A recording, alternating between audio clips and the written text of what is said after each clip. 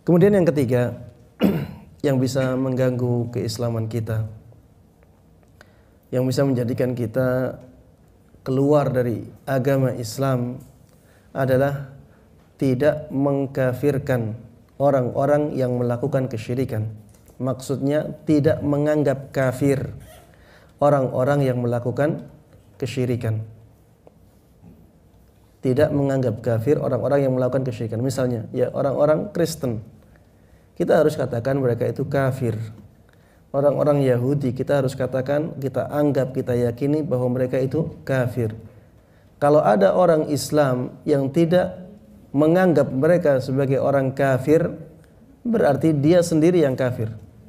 Berarti dia juga kafir. Kenapa demikian? Karena kalau dia tidak menganggap kafir orang-orang yang jelas-jelas kafir seperti itu, dia mendustakan Al-Quran. Dia mendustakan Al-Quran. Karena di dalam Al-Quran, ya, Allah Subhanahu wa taala menegaskan bahwa orang Yahudi itu kafir, ya, dan orang Nasrani itu kafir. Orang Majusi itu kafir, ya, di dalam hadis Nabi Muhammad SAW. Ya, sehingga kalau ada seseorang yang tidak menerima hal ini, ya, maka dia mendustakan sebagian dari Al-Quran.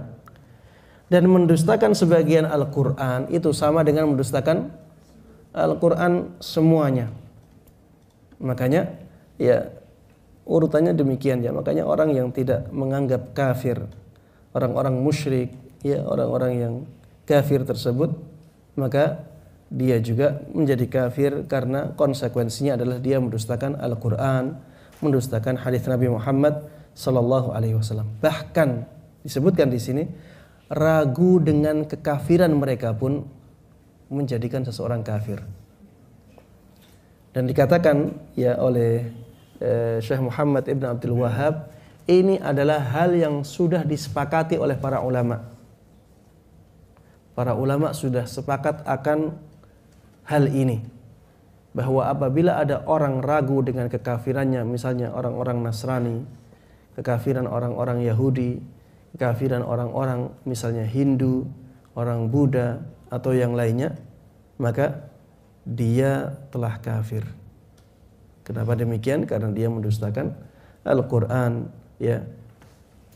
Taib. Dan dia mendustakan hadis Nabi Muhammad sallallahu alaihi wasallam. Makanya kita, ya, harus meyakini hal ini. Ustadz, apakah harus kita tampakkan? Itu tidak. Ya, kalau seperti itu maka tidak harus kita tampakkan, sesuai dengan maslahat dan mafsadah yang kita dapatkan nantinya.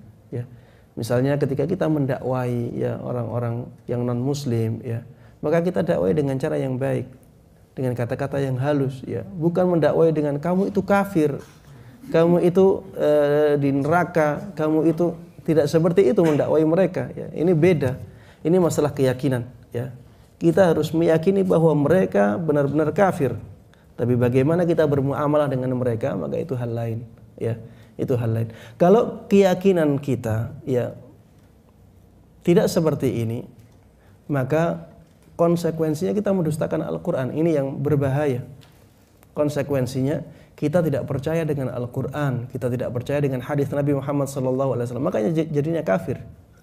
Kalau kita tidak menganggap kekafiran mereka, maka kita menjadi orang yang kafir juga.